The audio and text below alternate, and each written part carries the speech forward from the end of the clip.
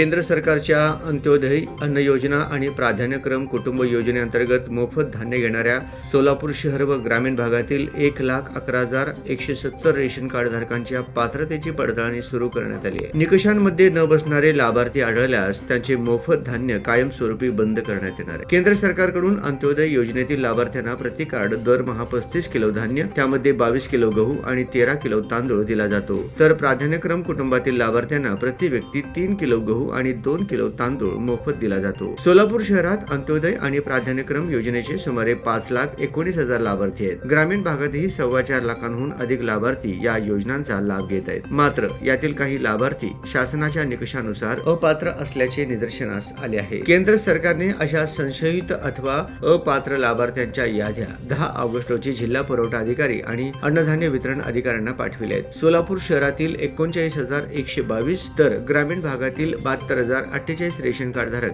या यादीत असल्याची माहिती आहे।